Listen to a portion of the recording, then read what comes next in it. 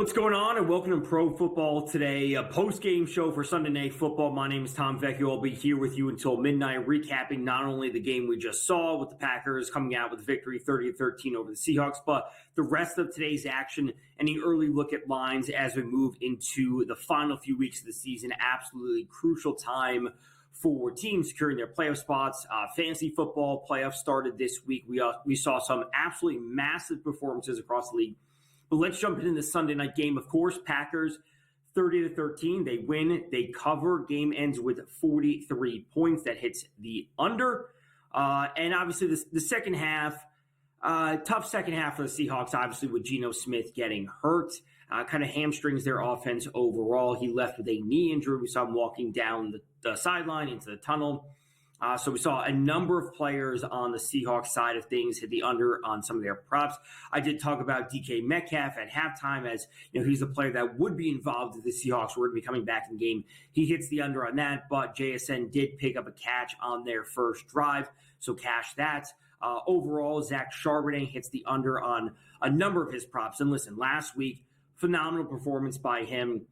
Against the Cardinals, the yards, the touchdowns, his combined rushing plus receiving today, which I spoke about on the 12 p.m. show, was sitting at 97.5 for rushing plus receiving ends with 54 on the ground, 12 in the air for a total of 66. Falls way, way short of that. It just wasn't the matchup where he was going to be pushing towards 100 yards. JSN, fantastic game from him, and a fantastic few weeks from him. 10 catches, 83 yards. Everyone else has fallen short. DK, 3 of 28. Tyler Lockett, 1 of 22. Just really not anything going for their offense overall. Sam Howell came in, and he could be at the helm next week once we get some reports on Geno Smith. Again, 30-13 final in favor of the Packers. Now, from the Packers side of things, this game was basically essentially everything they wanted to see coming off of that loss versus the Lions. Remember, back on a couple of Thursdays ago, not this past Thursday, but the Thursday before, so they had this mini bye to prepare coming off a divisional loss against the Lions.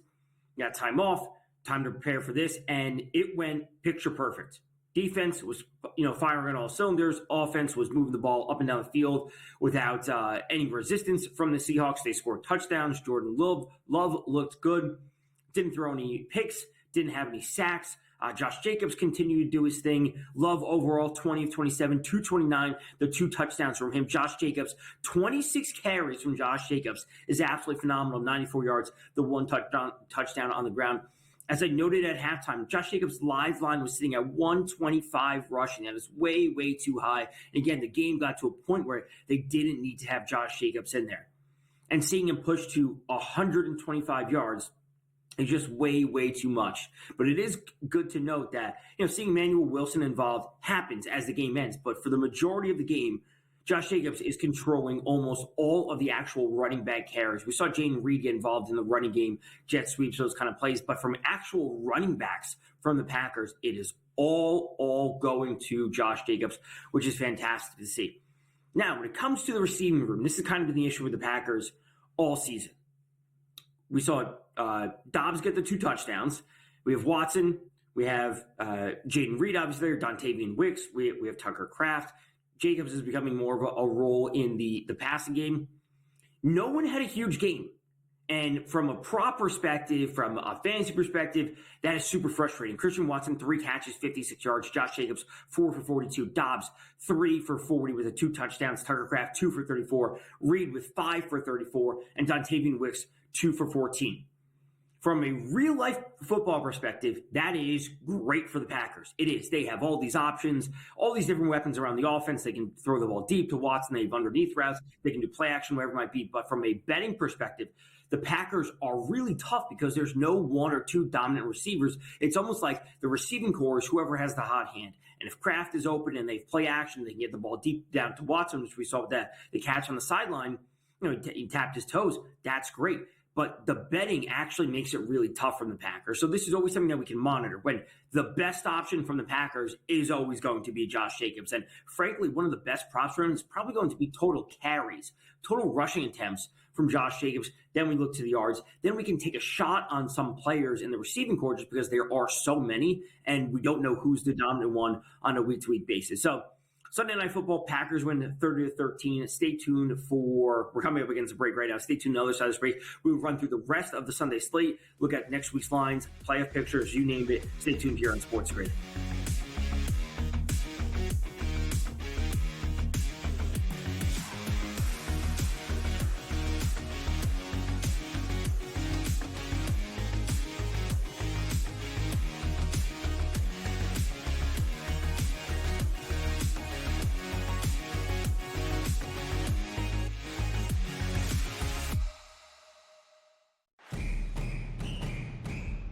I'm actually not even on a side today. Yeah.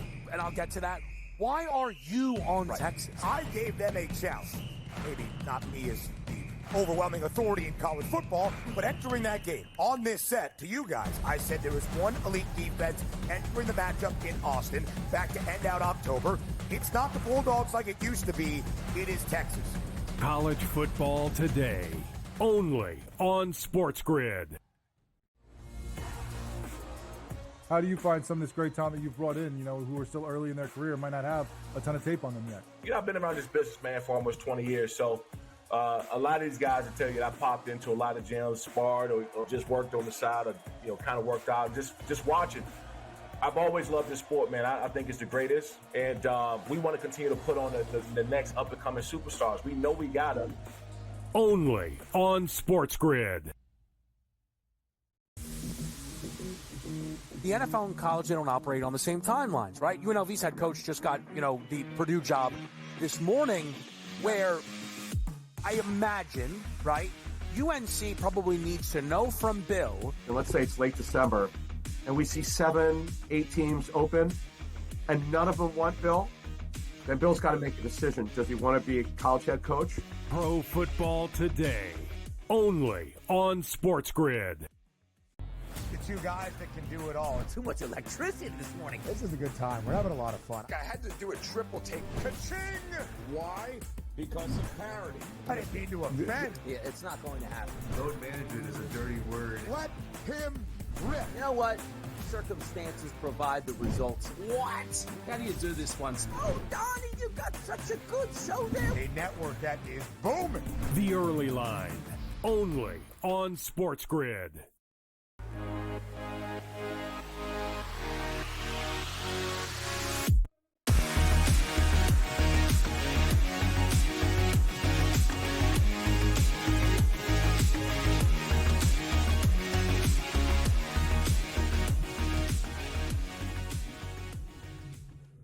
What's going on, and welcome back to Pro Football Today, post-game show for Sunday Night Football. My name is Tom Vecchio. I'll be here with you until midnight, running through the action we just saw, recapping all of Sunday's games. Packers coming away with the win 30-13 over the Seahawks. We can run through the final stats real quickly. Also, the big note for this game is that Geno Smith got hurt with a knee injury, left the game, did not return. Sam Howell came in for the Seahawks as they approached the final few games of the season. So, yes, seeing a lot of unders hit with Geno. Not a surprise as he left early. Packers side of things, Jordan Love, great game from him. Took control of the ball, had control of the ball, took care of it. Solid stuff from him. 229, the 2 touchdowns from him. No interceptions, no sacks. Very straightforward stuff from them. But again, things run through Josh Jacobs on the ground for the Packers, as he has been awesome, especially over this last stretch of games. The 26 carries, the 94 yards, 42 more in the air, and the 1 rushing touchdown. Obviously, this is a huge week from him betting-wise, a huge week for your fantasy playoff start. Obviously, Josh Jacobs helping power teams over the last few weeks. And then, Romeo Doubs, the main guy, or becoming one of the main guys in their passing offensive role. He had the 2 touchdowns, modest game in yards with him with just 42. Again, Christian Watson up at 56. Like, no one player is necessarily pulling away from in the Packers receiving core, which it is important to know. Like, it's good that they have these options, like I said, from like a real life football perspective, but it does make things difficult from a betting perspective. On the other side, the only real player to note is JSN, Jackson Smith-Njigba for the Seattle Seahawks. 10 catches, 83 yards. He has been downright awesome over the past few weeks. Now, the 1 touchdown did come from Zach Charbonnet. He's obviously been seeing the starting role over the past few weeks because Kenneth Walker has been out. Will Kenneth Walker be back next week? That's a question. Will Sam Howell be starting next week in place of Geno Smith, who got hurt? That is a question. It is easy to say that the Seattle receiving room would receive a downgrade overall in terms of their effectiveness and their ceiling if Sam Howell would be starting at quarterback. Obviously, that's a little bit of speculation. If Kenneth Walker comes back, we could see them leaning on the run game very, very heavily. So that does it for Sunday Night Football. Packers 30-13, come away with the win. Huge win for them. Hot on the heels of the Lions, who lost today, and the Vikings, who play tomorrow night. Let's get to some of these huge, huge performances today. Just absolutely massive performances. And let's start off with Lamar Jackson, right? What can he do? 5 passing touchdowns from Lamar. 21 of 25, 290 in the air, the 5 passing touchdowns. Ravens win 35-14. They were 16.5-point favorites going up against the Giants. Opening drive of the game, Lamar fumbles it, and then it is literally all up from there, the 5 passing touchdowns. 2 to Rashad Bateman, 1 to Justice Hill, 1 to Mark Andrews, which had him set the Ravens all-time record for receiving touchdowns. Lamar adds it in on the ground. Notably, a pretty quiet game from Derrick Henry. 14 carries for 67 yards. He doesn't score a touchdown, doesn't go over his rushing prop. First week of the fantasy playoffs, like, this is not what you want to see from Derrick Henry, who's just been as consistent as you possibly find. But this is kind of a game scripting, right? Where you can say same thing about Zay Flowers. For the large part, 6 catches for 53 yards, then no touchdown. They have 35 points, 30-plus points, and 2 of their main players of Henry and Flowers aren't scoring. Well, that's just a game scripting sometimes, where they didn't need to have Derrick Henry pushing for 20 carries and 100 yards because, hey, let's kind of scale back on that when we're up by so much against the Giants, where we don't need to have our star running back out there. So great stuff from Lamar, obviously putting him alongside Josh Allen for the MVP race. And speaking of Josh Allen, let's flip there if we have those game lines or final scores for that. Bills 48-42, game of the week as everyone was getting it ready, hyping this game up. 362 in the air from Josh Allen, 2 passing touchdowns, another 68 yards on the ground, another 2 rushing touchdowns from Josh Allen, 2 rushing touchdowns from James Cook. The passing touchdowns, one went to Khalil Shakir, the other went to Ray Davis. On the other side, Jared Goff, 494 yards, 5 passing touchdowns from him, 1 rushing touchdown from Jahmyr Gibbs.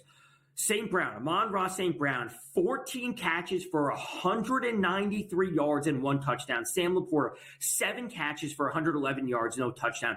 Gibbs had another 83 yards in the air, the 1 touchdown. Jameson Williams also had a touchdown. Tim Patrick also had a touchdown. I want to make a very clear point about the Lions.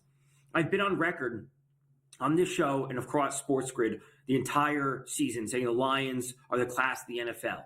Now, you could say it's Josh Allen on the other side. Josh Allen's going to put up points against everyone. And the Bills defense, they struggled last week against the Rams. I think a lot of things can be true, but there are a lot of important notes to make. Yes, the Lions offense is awesome. Yes, the Bills defense appears to be struggling over the past 2 weeks. Stafford last week puts up all his points in yards, another 42 points. And the yards from Stafford, 42 points today from Jared Goff in nearly 500 yards and 5 touchdowns. And not nearly 5 touchdowns, exactly 5 touchdowns from Jared Goff. On the other side for the Lions, we have all noted that the Lions defense has been dealt with a ton of injuries. They've been dealt a bad hand this year. So it is possible to say that Josh Allen is awesome. He's the MVP. He's going to score 30-plus points against basically everyone. But we also can say that the Lions defense is actually struggling now. And this is actually a very concerning thing between the comeback that we saw from the Packers last week, some of these recent performances against them, Caleb Williams on Thanksgiving, and that second half surge he had, throwing all those yards and those touchdowns. This is actually a very concerning sign for the Lions. Now, I still think they are one of, if not the best team in the league, but the yards and their defense is at a point in the season because of the injuries that we actually have to take note of this. And their defense of what we saw in the early portion of the season, we actually can really start looking at props against them because they've been dealt with all these injuries. So it's important to note about the Lions. They're still very good. They probably will be on their way to the NFC Championship when it's all said and done. Other games we need to get to. Let's touch on, I don't know, if we have game boards for the Chiefs, this is obviously hugely important because Patrick Mahomes got banged up in this one with his ankle. They said it's a high ankle sprain. Quote came out after the game saying it's not broken. There's another quote from him that Adam Schefter tweeted out saying that Patrick Mahomes himself said he's not sure about his status. The Chiefs covered 21-7. They actually covered a game for the first time in 8 weeks. They cover for the first time. Obviously, 3 interceptions from Jameis Winston on the other side helps them out a ton, but a slow game from them. It hit the under. There were weather concerns coming into this game with the rain and the wind.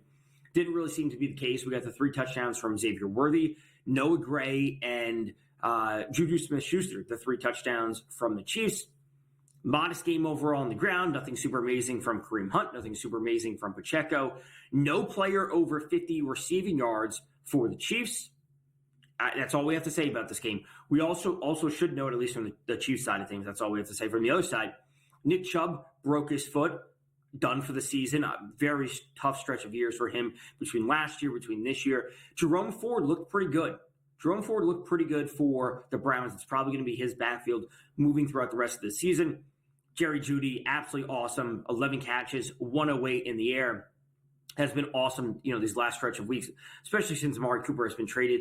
We did see Dorian Thompson-Robinson come in at the end of the game in favor of Jameis Winston, and it was not an injury for Winston. It was simply because he threw 3 picks, and they wanted to bring DTR in. That is an important note for them moving forward because we have seen Jameis Winston have an awesome connection with Jerry Jeudy over the past few weeks. And if DTR is going to be starting, their game plan could be shifted. So I think from a viewing perspective, betting perspective, we all want to see Jameis Winston in there, kind of sling the ball. Jerry Jeudy is a source of great value in the prop market for the Browns, but if DTR is in, that could be changing slightly.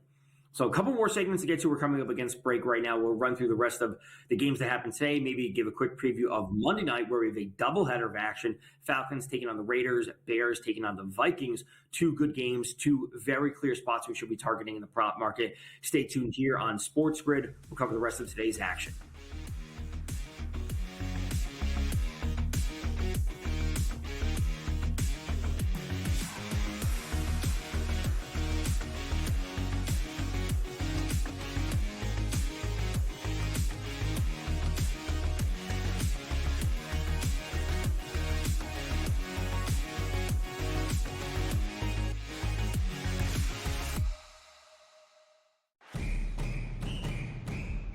I'm actually not even on a side today. Yeah. And I'll get to that. Why are you on Texas? I gave them a chance.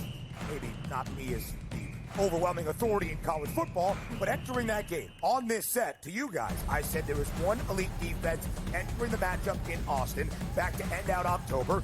It's not the Bulldogs like it used to be. It is Texas. College football today, only on SportsGrid. How do you find some of this great talent that you've brought in, who are still early in their career, might not have a ton of tape on them yet? I've been around this business, man, for almost 20 years. So a lot of these guys will tell you that I popped into a lot of gyms, sparred or just worked on the side or, kind of worked out, just watching. I've always loved this sport, man. I think it's the greatest. And we want to continue to put on the next up-and-coming superstars. We know we got them. Only on SportsGrid. The NFL and college, they don't operate on the same timelines, right? UNLV's head coach just got, the Purdue job this morning where I imagine, right, UNC probably needs to know from Bill. And let's say it's late December, and we see 7, 8 teams open, and none of them want Bill. Then Bill's got to make a decision. Does he want to be a college head coach? Pro football today, only on SportsGrid. The 2 guys that can do it all. Too much electricity this morning. This is a good time. We're having a lot of fun. I had to do a triple take. Ka-ching! Why? Because of parity. I didn't mean to offend. Yeah, it's not going to happen. Load management is a dirty word. Let him rip. You know what? Circumstances provide the results. What? How do you do this once? Oh, Donnie, you got such a good show there. A network that is booming. The early line, only on SportsGrid.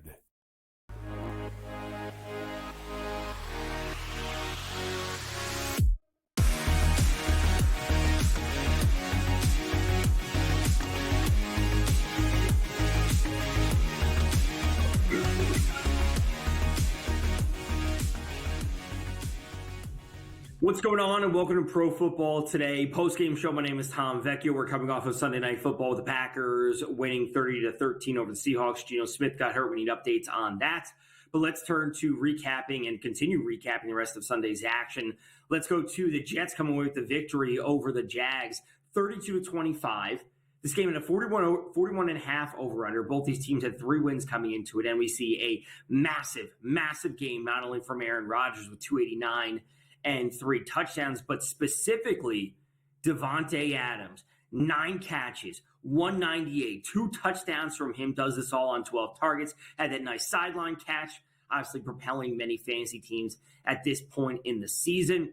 Garrett Wilson adds in his own touchdown. This is a game that we did see Breece Hall return after missing last weekend. He does score a touchdown, doesn't do a whole much on the ground. We actually saw Aaron Rodgers, of all players, led the Jets in rushing with 45 yards. Fantastic game from the Jets overall. This is what we've wanted to see from them all season. Now, on the other side, Brian Thomas Jr., the rookie, 10 catches, 105, 2 touchdowns from him on 14 targets is absolutely amazing to see. Now, Mac Jones, we know, has been at the helm for the Jags. 31 of 46 from him, 294, 2 touchdowns, did throw 2 interceptions.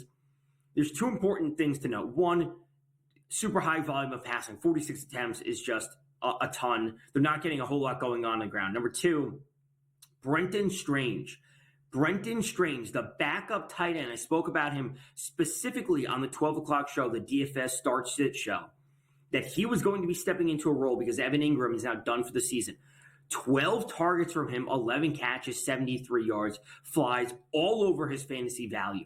This is a player that people may look to pick up at, in the fantasy playoffs for the Jags, because if we're going to see this Brian Thomas, Brenton Strange kind of 1-2 combo, and Mac Jones likes to kind of key in on those guys, that's the production we want to see. ETN, Bigsby, we're not getting anything out of the backfields in large capacity, like in large volume in production. So Brian Thomas and Brenton Strange, those are the players we want to go to. Let's move on to some other games. Bengals 37-27 over the Titans. Joe Burrow continues to do his thing. Another 3 touchdowns from him. Another 25 carries from Chase Brown. Another touchdown from Chase Brown. We finally get a T. Higgins game where he actually puts up some points. And we even got a defensive lineman getting a touchdown with Sam Hubbard. Joe Burrow, as I've said many times, Joe Burrow has been absolutely awesome this season. And frankly, Joe Burrow should be in the mix for MVP if his team were to have a winning record. All these one-score games that they're losing are terrible. The defense is atrocious. They're giving up 27 points to Will Levis, who threw 3 interceptions and got pulled. Mason Rudolph came in the game. Give Joe Burrow a viable defense, and this can be an easily 9, 10, 11 win team. That's all we have to say about this game. They're going to continue putting up the yards and the points. We can always look to Joe Burrow passing attempts week in and week out. To the Eagles, taking on the Steelers, a Keystone State matchup. Eagles come away with a massive victory for a number of reasons. One, the Steelers lost, and we also touched on the Ravens winning. That puts the AFC North in flux right now.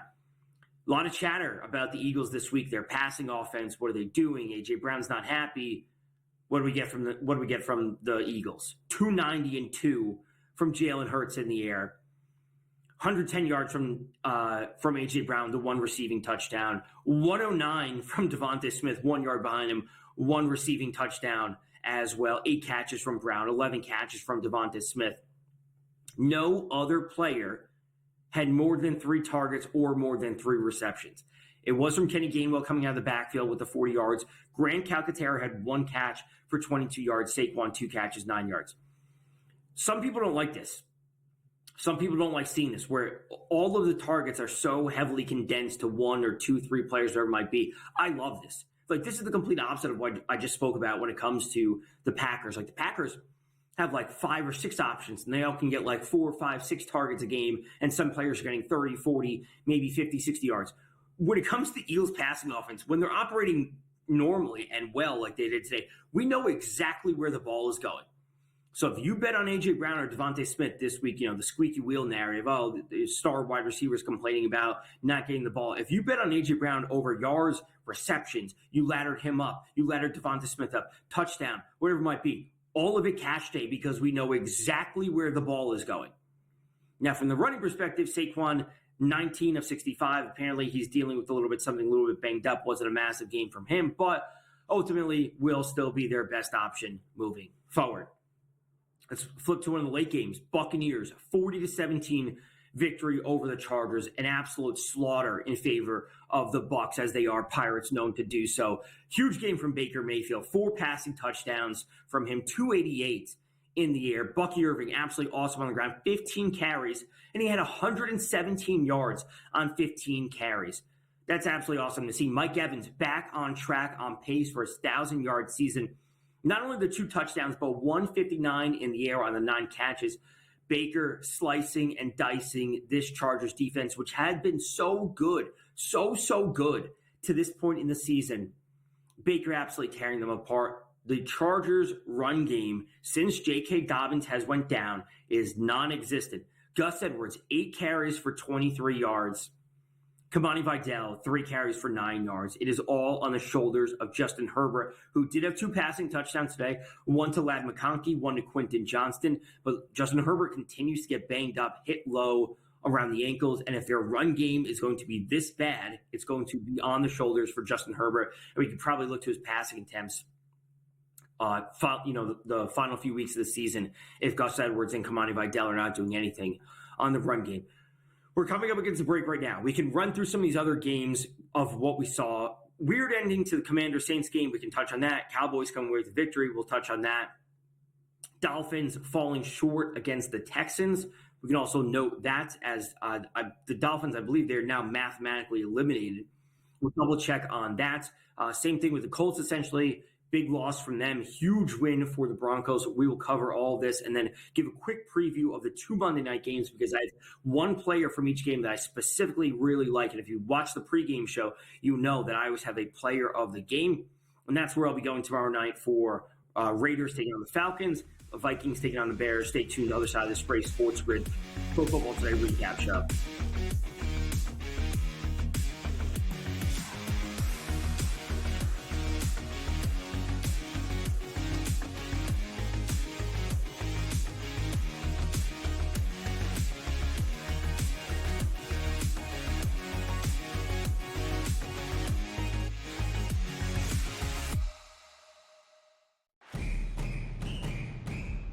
I'm actually not even on a side today. Yeah. And I'll get to that. Why are you on Texas? I gave them a chance. Maybe not me as the overwhelming authority in college football, but entering that game on this set to you guys, I said there was one elite defense entering the matchup in Austin back to end out October. It's not the Bulldogs like it used to be. It is Texas. College football today, only on SportsGrid.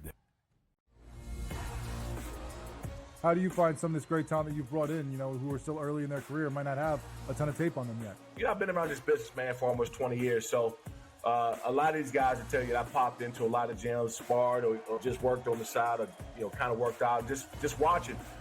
I've always loved this sport, man. I think it's the greatest. And we want to continue to put on the next up-and-coming superstars. We know we got them. Only on SportsGrid. The NFL and college, they don't operate on the same timelines, right? UNLV's head coach just got, the Purdue job this morning where I imagine, right, UNC probably needs to know from Bill. And let's say it's late December, and we see 7, 8 teams open, and none of them want Bill. Then Bill's got to make a decision. Does he want to be a college head coach? Pro Football Today, only on SportsGrid. The 2 guys that can do it all. Too much electricity this morning. This is a good time. We're having a lot of fun. I had to do a triple take. Ka-ching! Why? Because of parity. I didn't mean to offend. Yeah, it's not going to happen. Load management is a dirty word. Let him rip. You know what? Circumstances provide the results. What? How do you do this once? Oh, Donnie, you got such a good show there. A network that is booming. The Early Line, only on SportsGrid.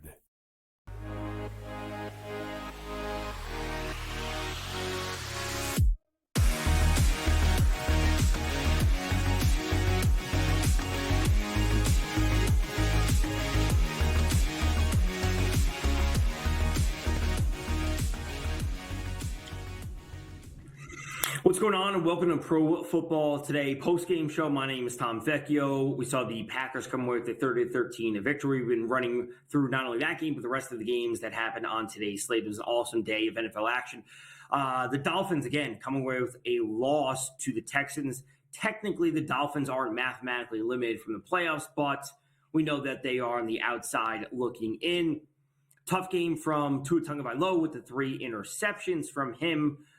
We did see the 1 passing touchdown to Jonnu Smith, which is good if you have him at this point in the fantasy playoffs. He has been very, very solid. Nico Collins, very slow game from him, yardage-wise, 4 catches, 17 yards, but he did have 2 touchdowns. We saw Joe Mixon get a little bit banged up here and there. Left the game, came back, left the game, came back, whatever it might be. Texans come away with the victory. And we also saw, in relation to this, we saw the Colts lose at Denver, which means the Texans have clinched. They've clinched the AFC South. Very, very sloppy game from the Colts for a number of reasons. Number one, Jonathan Taylor dropping the ball at the goal line, running in as we have seen so many players do. That is disastrous and probably would have turned the tide of this game. They wouldn't have to have done certain things. Taylor finishes with 22 carries, 107. He would have had the 1 touchdown, and that would have been a premier fantasy production day from him to start the playoffs. That wasn't the case. They're doing reverse laterals that the Broncos pick off and run back for a pick 6. Anthony Richardson, 17 of 38, 172, no passing touchdowns, 2 interceptions. He did have a rushing touchdown. Michael Pittman, the best option overall in their passing offense, 6 catches, 58 yards. Complete mess for the Colts overall. Again, not mathematically limited. They are still alive. On the other side, for Bo Nix, 3 touchdowns from him, 130 yards, 3 interceptions. For so long and for so many weeks of the season, Bo Nix was trending up. The first few weeks of the season, a little bit rough. But week by week, he got better and better and better, and he was looking so good. And then we had a slight stumble in the game against the Browns, a couple interceptions. The bye week, you would think they would reel that in, get things under control, and today was another step back. I still think Bo Nix has the talent to be a top-flight quarterback, but today was just not good. It was just not a good game. They come away with the victory, a little defensive help, call it what you will. Cortland Sutton got in the end zone, but it wasn't a massive yardage game for him, only 32 receiving yards from him. Good step for the Broncos in terms of securing their playoff hopes, and they obviously need to iron things out in the final few weeks of the season. Cowboys beat the Panthers. A good game from Cooper Rush with the 3 passing touchdowns, no interceptions. Huge game from CeeDee Lamb, starting off your fantasy playoffs amazingly. Awesome game from Rico Dowdle, 25 carries, 149 on the ground from him. Panthers were favorites in the game at 2.5 points for the first time in 34 games, and they end up losing. Not much to say about that one. And then finally, Cardinals 30-17 victory over the Pats. We saw Kyler Murray get banged up. He did come back in the game. Huge game from James Conner on the ground, 16 carries, 110 on the ground, the 2 rushing touchdowns. Trey McBride continues to be awesome, 9 catches for 87 yards. He has been an immense source of fantasy value for the Cardinals this season. It is a Conner and McBride offense overall. Now, quickly on to the 2 Monday night games tomorrow. We have the Vikings taking on the Bears. We have the Raiders taking on the Falcons. This is a huge game from the Falcons because the Bucs won today. The Falcons need to keep pace in the NFC South. Again, they will not be making the playoffs if they do not win the division. At least that's just the way I'm looking at it right now. So between the Vikings and the Bears, Vikings have a chance to tie the Lions atop the NFC North because the Lions lost today. So the Vikings winning would be huge. Tomorrow night, as we are approaching midnight in the final minute and a half, tomorrow night games, 1, all about TJ Hawkinson. He will be scoring his first touchdown of the season against the Bears. He will be going over 44.5 receiving yards for him. And then on the other side, the later game, 8:30 start, Raiders taking on the Falcons. Drake London game is on tap for the Falcons. He's going to go over 64.5. He's going to hit 70 plus. He's going to hit 80 plus. And Drake London will also find the end zone. We have a ton to get to for these next 2 games on Monday night. So tomorrow on the pregame show with myself, Adam Kaufman, Dave Sherapan, we will run through all this right here on Sports Grid, running through these two games, giving you our best bets, breaking everything down position by position as we close out the final few weeks of the regular season, and we end Week 15 on Monday night. Stay tuned here on Sports Grid. I will see you guys on the pregame show at 7 o'clock.